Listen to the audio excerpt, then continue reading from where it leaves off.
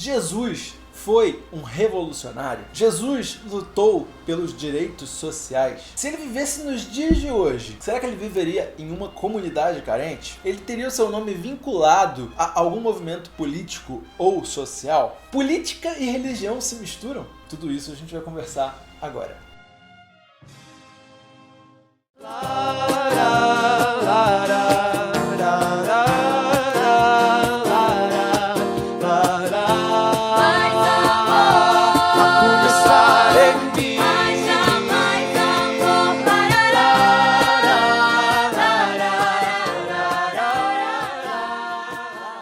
Olá, eu sou Isaac Câmara. Hoje nós vamos falar sobre um assunto muitíssimo polêmico. Eu gostaria de pedir para você curtir, se inscrever, compartilhar para seus amigos, comentar aqui embaixo para interagir com a gente e clicar no sininho de notificação caso você ainda não tenha feito para receber nossas atualizações. Vamos falar de história aqui um pouquinho agora. Augusto foi imperador de 27 a.C. até 14 depois de Cristo. Ele era o imperador quando Jesus era um menino. E nesse período ele contratou muitos soldados para garantir paz sobre Roma, para evitar rebeliões, guerras, principalmente de escravos, né? Evitar rebeliões de escravos, para difundir a cultura romana, para propagar a língua, fazer, na verdade, ali uma romanização, se é que eu posso usar esse termo, de todo mundo que era dominado por Roma, e com uma cobrança de impostos abusiva. Na época do ministério de Jesus, quem governava era Tibério. Inclusive, foi a ele que Jesus se referiu quando disse aquela famosa frase: Dai, pois, a César o que é de César, e a Deus o que é de Deus. Tibério, ele teve uma vida familiar muito conturbada. Ele não queria nem assumir o poder em nenhum momento. E aí ele perdeu um filho com 23 anos, o filho dele. Ele foi considerado um imperador por Tácito, um historiador, né? Um imperador obscuro e sombrio. E quando o povo soube que Tibério morreu, o povo ficou eufórico. Depois descobriram que ele ainda estava vivo, e aí eles ficaram muito tristes. Até que veio Calígula, ele ia assumir junto com Tibério Gemelo, não sei. Primeira coisa que ele fez quando virou imperador foi matar o Tibério Gemelo para poder ficar sozinho com o poder. Calígula, considerado pela história, pelos historiadores, como um louco, como um tirano. Alguns dos feitos dele foram ameaçar colocar o seu cavalo como cônsul. Ele armava julgamentos e dizia: estou sendo traído. Ele inventava para poder ter gente para quem matar. Um sádico, um lunático, né? Ele construiu um palácio anexado ao templo de Castor e Pólux, dois deuses romanos, né? Pois se considerava um deus. Isso foi considerado um absurdo até mesmo pelos romanos, que eram pagãos. Ele tinha relação sexual com 3 irmãs dele. Qual foi o fim dele? Assassinado. Aí veio Nero. Nero. Imperador, sou poderoso Nerão. Nero, pior de todos. Há fontes históricas que dizem que ele amarrou a mãe na boleia de um cavalo e arrastou ela pela cidade e depois incendiou a cidade. Ele arrumava qualquer desculpa para poder ir atrás dos cristãos, né? Qualquer coisa que acontecia, ele colocava a culpa neles para que eles fossem perseguidos pelo povo e até mesmo para poder matá-los livremente sem uma espécie de revolta. Ninguém sabe ao certo se Nero incendiou Roma de propósito ou se foi um acidente, e ele acusou os cristãos. Os cristãos, gente, eram atirados aos animais, jogados para lutar contra gladiadores, eram queimados em estaca como espetáculo para os romanos. E aí nessa época de Nero, vocês sabem quem era vivo? Quem estava ali? Quem foi um desses cristãos perseguidos? O apóstolo Paulo. O mesmo que disse que nós devemos obedecer às autoridades instituídas por Deus. Então é Deus que cria o mal? Não vamos falar sobre isso hoje. Segundo Paulo, inspirado por Deus, até mesmo os romanos pagãos corruptos foram autoridades instituídas por Deus. Não tem como o argumento desse texto ser para a época e não para hoje. Jesus, quando estava lá, sendo interrogado por Pilatos, disse para Pilatos assim, João 19:11, nenhum poder terias contra mim se de cima não fosse te dado. Você já pecou contra as autoridades? Já pequei muitas vezes. Eu era uma das pessoas assíduas na internet que discutia sobre política, que debatia, e eu percebi que isso não levava a nada. Levava pessoas a ficarem com raiva umas das outras, levava pessoas a pararem de falar e nem serem mais amigos como eram antes. Já aconteceu muito isso, inclusive dentro de família, né? E eu confesso que aqui no Brasil a gente realmente precisa de um alto grau de resiliência para não pecar contra as autoridades. Mas a gente tem que lembrar também o seguinte: os apóstolos, eles viveram alguns dos dias mais difíceis da história do cristianismo, da história do mundo. E eles não estavam lá levantando bandeira política, não estavam lá no meio da manifestação. Eles não queriam um reino terrestre. Jesus não veio para instituir um reino terrestre, né? O segundo ponto que a gente quer falar é justamente sobre Jesus. Jesus, ele respeitou as autoridades. Você não acredita nisso? Vamos conferir então aqui na Bíblia. Primeiro, na frente de Pilatos, Jesus esteve prestes, né?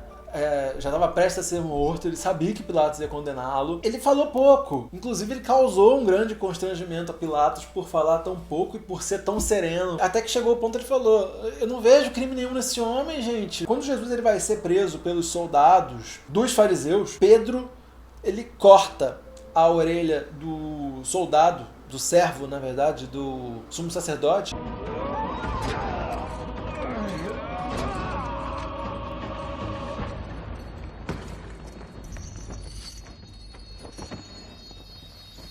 Jesus ele repreende Pedro, ele fala que quem pegar na espada, quem ferir pela espada, por ela será ferido, por ela será morto, por ela perecerá, né? A forma como ele responde o tempo todo é sem ignorância, sem arrogância, com gentileza, com amor, com respeito. Ele até fala: gente, eu estava o tempo todo no templo ensinando e vocês não me prenderam. Eu tô aqui, eu nunca fiz resistência. E vocês vêm com pau e com pedra para me pegar. E aí ele fala para Pedro, inclusive, se não fosse da vontade de Deus que ele fosse entregue na mão dos homens, viriam legiões de anjos para protegê-lo e para salvá-lo. Jesus ele tinha um papel muito claro, e ele veio com um papel muito claro também para os discípulos e veio com um papel muito claro para nós também nessa terra. Política não me parece ser um deles. Jesus ele debatia com os fariseus, ele debatia fé, ele debatia princípios, ele debatia Deus. Com Pilatos ele tentou, mas com Herodes Antipas ele já não tentou, ele não abriu a boca. Eu creio que Jesus já tinha entendido que Antipas tinha ido longe demais no endurecimento do coração, ao ponto de que ele não estava aberto para receber nenhuma palavra. O terceiro aspecto que eu gostaria de falar é que os seguidores de Cristo, eles também respeitaram as autoridades. Veja o que diz aqui em Atos 4, do 23 ao 31, eu vou ler só um verso. Depois de orarem, tremeu o lugar em que estavam reunidos. Todos ficaram cheios do Espírito Santo e anunciavam corajosamente a palavra de Deus. E em Atos 4, do 19 e 20, diz assim: mas Pedro e João responderam: julguem os senhores mesmos, se é justo aos olhos de Deus obedecer aos senhores e não a Deus, pois não poderemos deixar de falar do que vimos e ouvimos. Eles respeitavam as autoridades, eles foram presos, eles faziam as coisas direitinho. Mas quando as autoridades falavam, quando os fariseus falavam: vocês não podem pregar Jesus, aí não. Aí eles desobedeciam. Então a única exceção para não respeitar as autoridades era se essas autoridades tentavam se colocar no caminho da pregação do evangelho, no caminho, na frente de Deus, antes obedecer a Deus e depois às autoridades. E aí em Tito 3, 1 e 2 diz assim: lembre a todos que se sujeitem aos governantes e às autoridades. Sejam obedientes, estejam sempre prontos a fazer tudo o que é bom.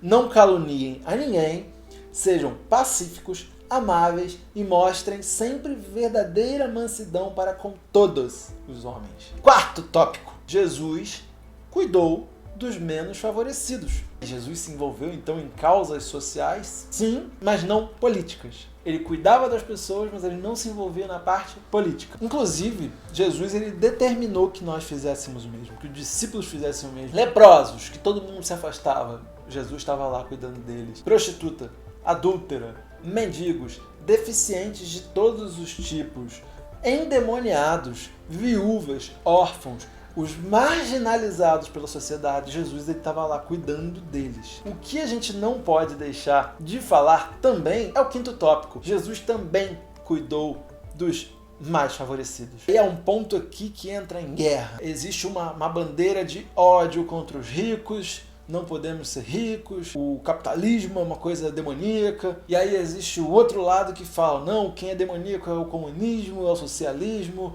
é a anarquia, e é uma bagunça, porque todo mundo é ruim, todo mundo não presta. E Jesus cuidou dos mais favorecidos também. Isso significa que Jesus veio para todos. Sim, ele deu uma atenção mais especial para os menos favorecidos, afinal ninguém olhava para eles. Mas ele não deixou de lado os mais favorecidos que queriam também. Exemplos: Zaqueu, Mateus, publicanos, né? Os dois, Nicodemos, os noivos das bodas de Caná, onde Jesus ele fez a água virar vinho, Jairo, fariseu também, Jesus curou a filha dele, ressuscitou na verdade, o centurião romano. É claro que ele foi mais duro com os ricos, ele foi mais duro com os fariseus, Jesus ele foi mais duro com eles, porque eles estavam se desviando para o que não era o verdadeiro tesouro. Os tesouros deles na terra eram o que mais importavam. Os fariseus, eles tornaram a religião um martírio. Eram regras e mais e mais e mais regras. Não era o que Deus instituiu da forma pura, da forma simples, da forma plena. Eles colocavam fardos sobre as costas das pessoas. Isso fazia com que os pecadores, isso fazia com que o povo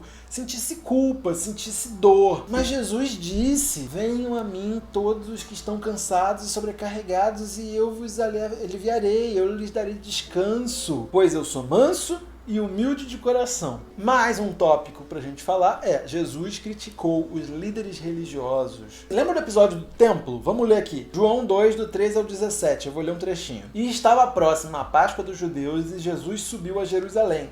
E achou no templo os que vendiam bois, ovelhas, pombos e cambiadores assentados.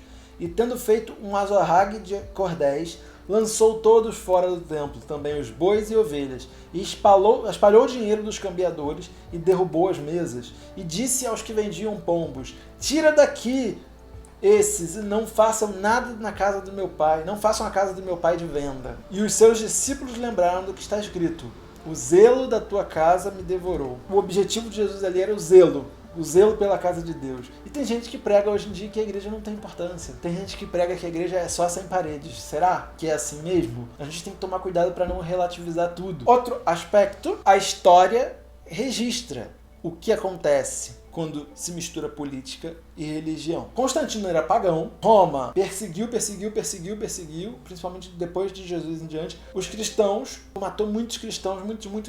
E Constantino, ele parou de perseguir os cristãos e se converteu. Foi quando surgiu o cristianismo, na verdade, né? Ele trouxe para dentro da igreja toda a corrupção, a cultura pagã, tudo que tinha lá, as práticas, os deuses, ele trouxe para dentro da igreja. Uma vez a igreja ganhando autoridade e poder e se corrompendo, a igreja passou a levar para o mundo a intolerância religiosa. Nós que fomos perseguidos por muito tempo, que morremos, que sofremos lá na mão de Nero e de outros, passamos a ser os perseguidores. Eu digo passamos nós, a igreja, né? A igreja passou a perseguir. E o ápice disso, no meu ponto de vista, foi ali a Santa Inquisição.